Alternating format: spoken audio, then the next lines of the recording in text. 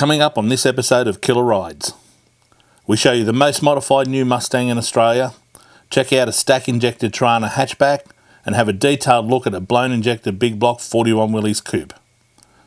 We show you the second annual Killer Rides winter warm-up charity event and get some more RRS Tech, this time updating those old McPherson struts.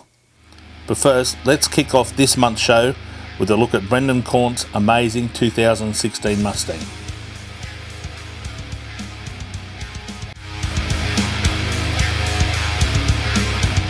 Yeah, I had the Chrysler 300C before and loved that car, and then heard the new Mustangs were coming out and had a chance to drive one in America, and yeah, that was a new car to get, and then yeah, couldn't leave it standard, so definitely plan on doing a few things to it. Yeah, it was a nice car to drive, had decent power and all that, but yeah, after a few changes it made it a lot better.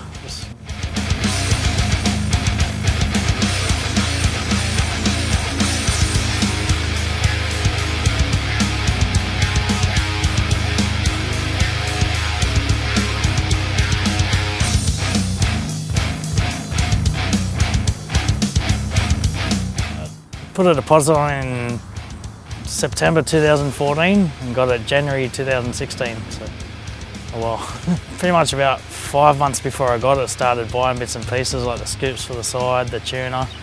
Yeah, just started getting a collection of stuff. So as soon as I got it, I could start working on it. Yeah, pretty much had it all done and went to Power Cruise on the first week that I had it. So clocked up the first 500 Ks running around Eastern Creek. I just finished hooking up the nitrous. Take it to the track a few more times and yeah, have a bit more fun in it. Body wise, that's pretty much everything done to it, so yeah.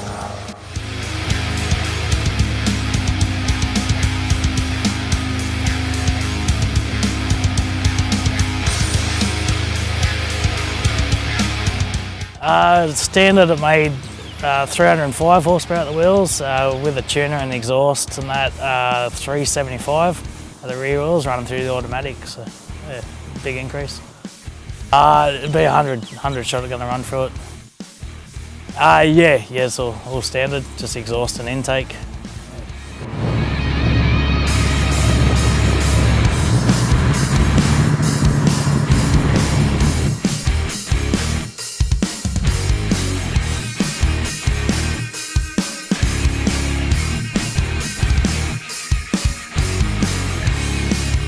It turns heads wherever you go, something different people see, and colour's a bit bright, so it makes it stand out even more. Yeah, you see them here and then, they always chatting, asking where you got your stuff from and who done it and all that sort of thing, so yeah, they're excited to see something different to what they have. So.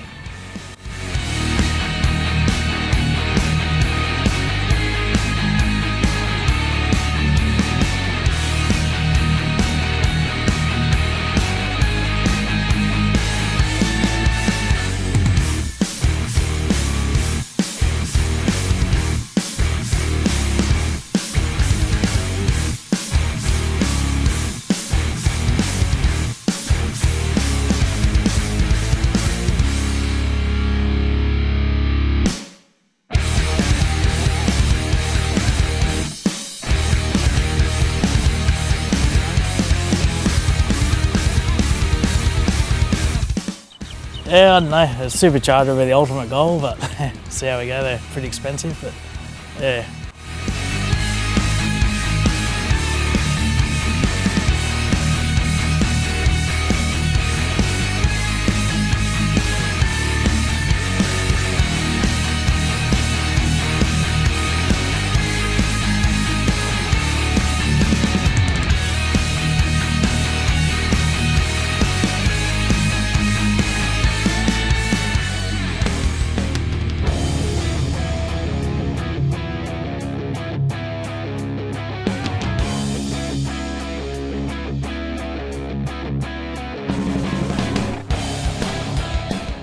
Hello, I'm Brendan, this is my Mustang and you're watching Killer Rides.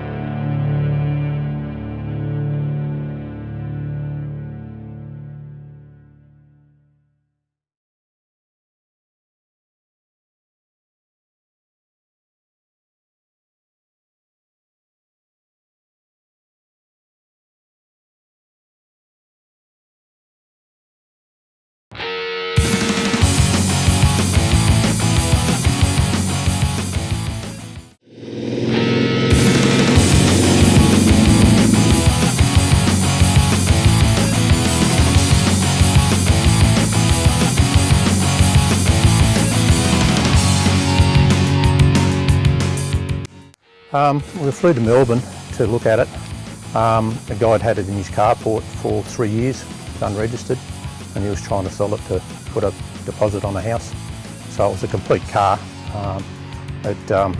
We agreed on a price and he was to get it registered. Then I come back to Canberra, and then in the process of trying to get it registered, he blew the motor up in it. It had a 350 Chev in it with turbo 400 and 9-inch diff in it.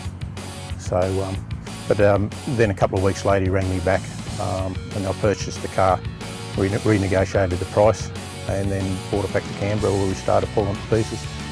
So, and then in the process of pulling it to pieces, I joined the Canberra Torana Club, and the club president, Laurie Reid, come and helped me pull the motor out of it. And at the same time we discovered that it was a factory black SS hatch, and that's why I persevered with continuing to build it. So, but in blasting it, it needed a hell of a lot of panel work and stuff done on it, a lot of rust right through it. So, whole new floor pan and yeah.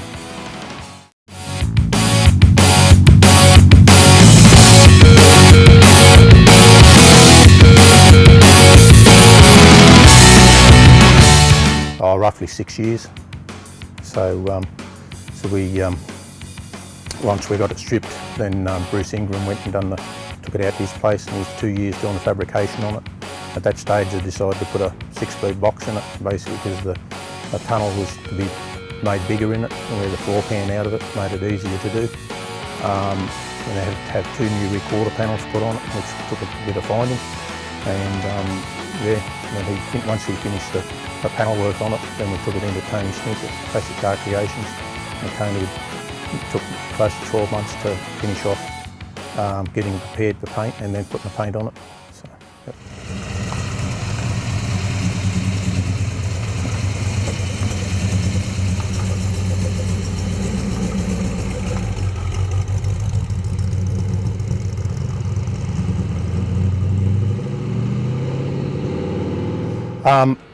In the process of getting the car fabricated, because it took so long that I had plenty of time to look around and something different. I wanted something different rather than just a carburetted car.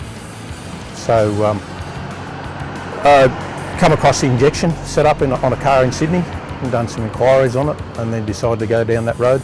Then I approached Kit Hunter from Gentech in Canberra here to build the motor.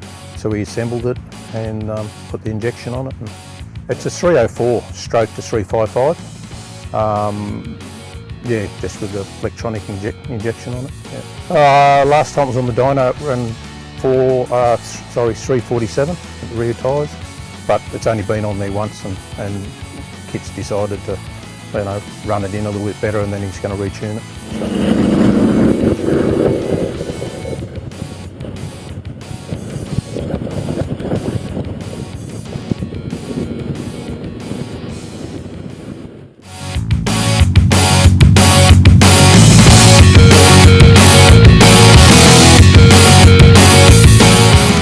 We bring it out most club days. It hasn't been sort of on a really decent run because I've decided once I've built it I was going to show it for at least 12 months or so and then start to drive it.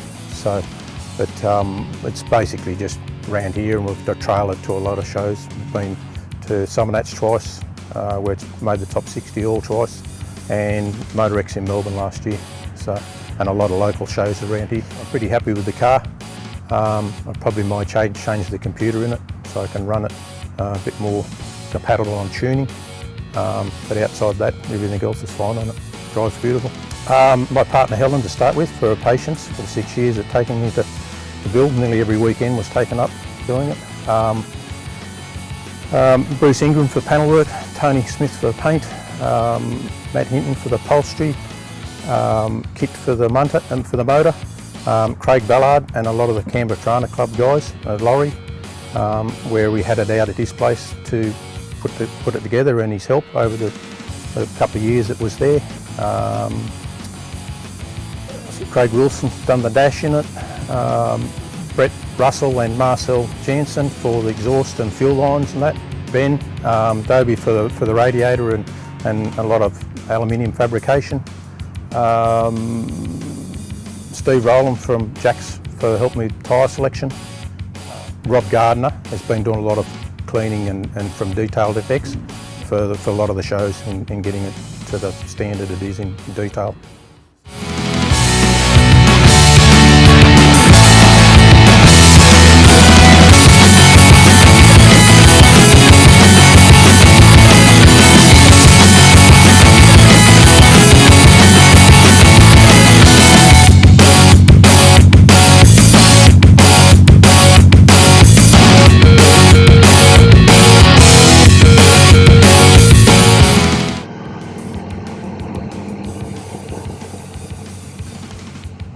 Hi, I'm Stephen, this is my Torana, and thanks for watching Killer Rides.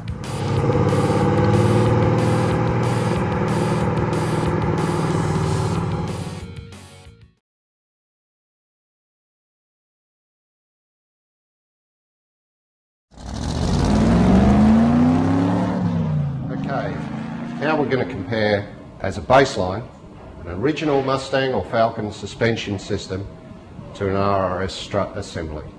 And first of all, with an understanding of how this original system operated. The wheel motion ratio is quite different to the spring because it's a lever mounted spring. So consequently, the spring moves over a shorter range of travel and is lever mounted. Therefore, the spring has to be at least 2 times stiffer than the actual vehicle's supported weight. Also, added to that, because it's moving over a short range, the shock absorber has to dampen this huge spring over a short range.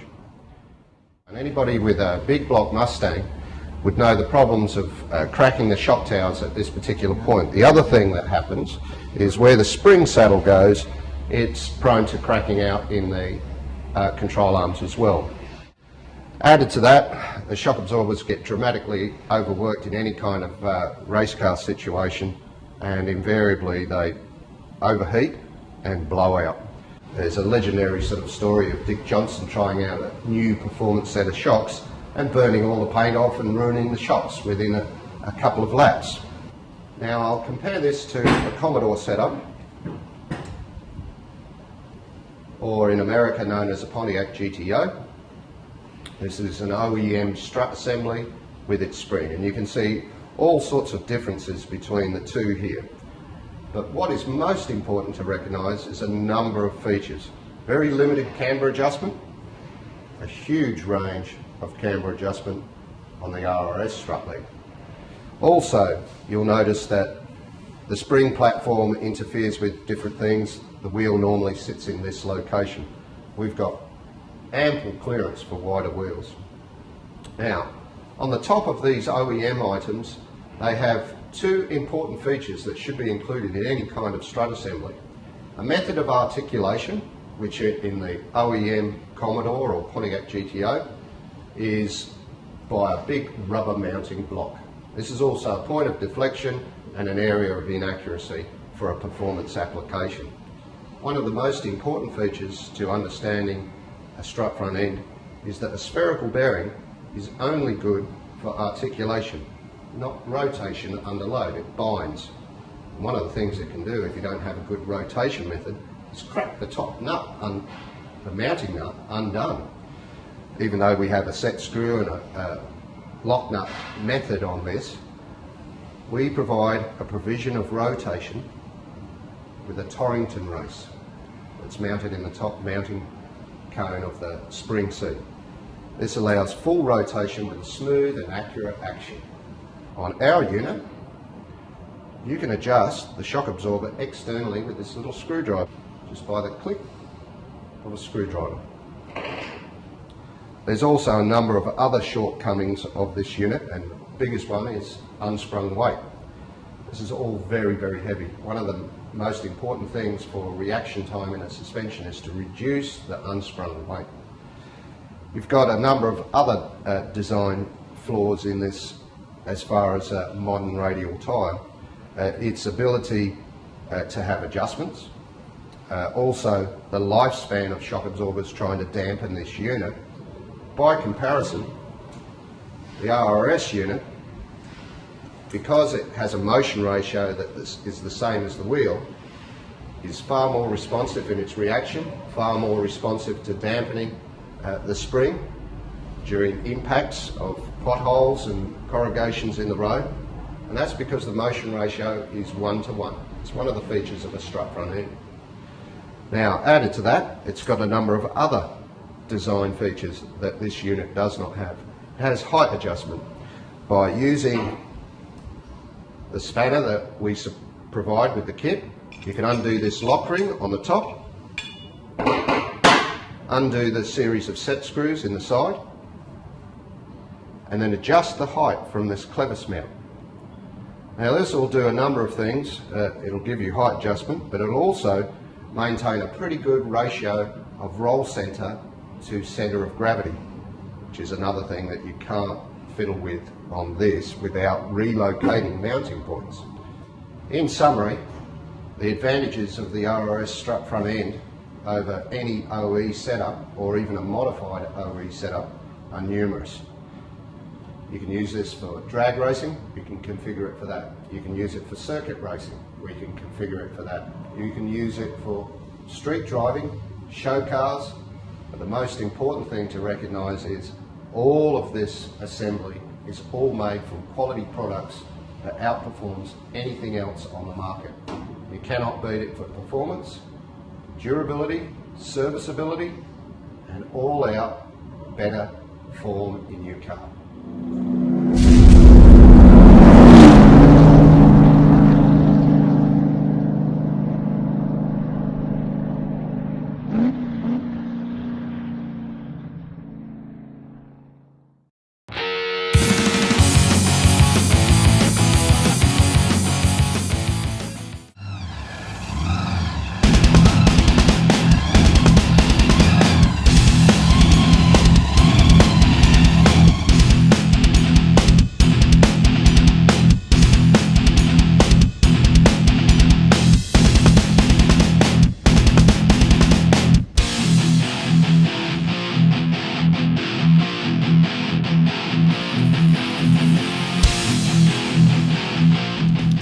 I came up at the right price at the time, and the guy sort of gave up with it, had a bit more work to do to it.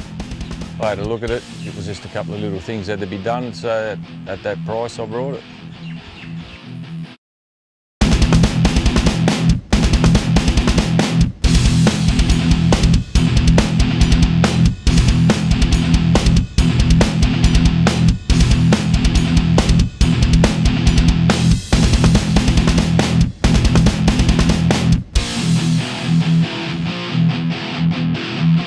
Engine's a 396, blown big block, got 671 on it, EF5 fast fuel injection, just a crate motor, it's making about 700 horsepower. It's got a turbo 400 and the lock diff in it, good axles, that's about it. Just running on 98, just pump fuel.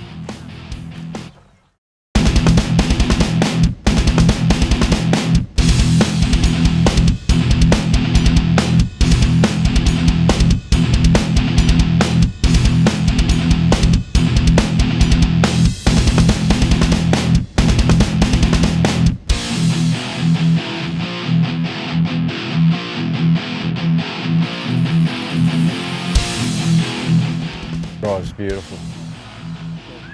Air conditioned. Air conditioned, drives excellent. Big block sheave, plenty of torque. Let go of the steering wheel, hit the brakes, drives excellent.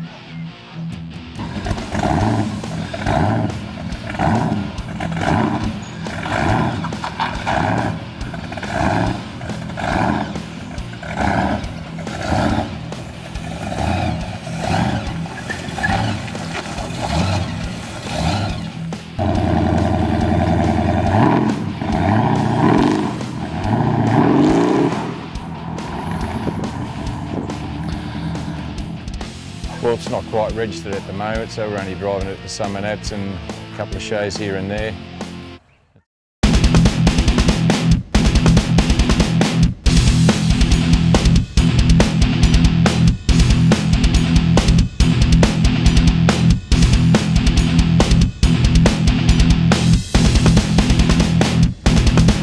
I'm happy with the way it is. I wouldn't make any changes at all.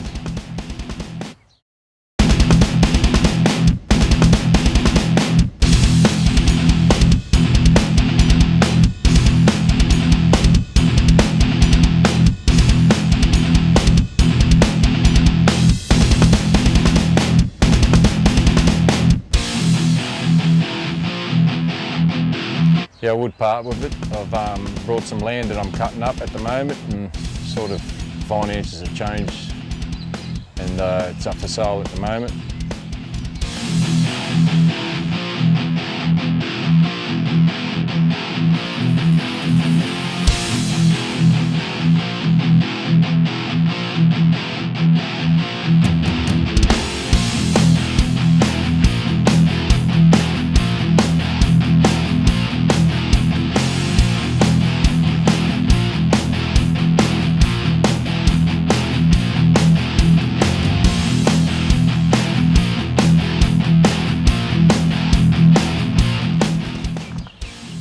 '34 will be coming out probably by the end of next year.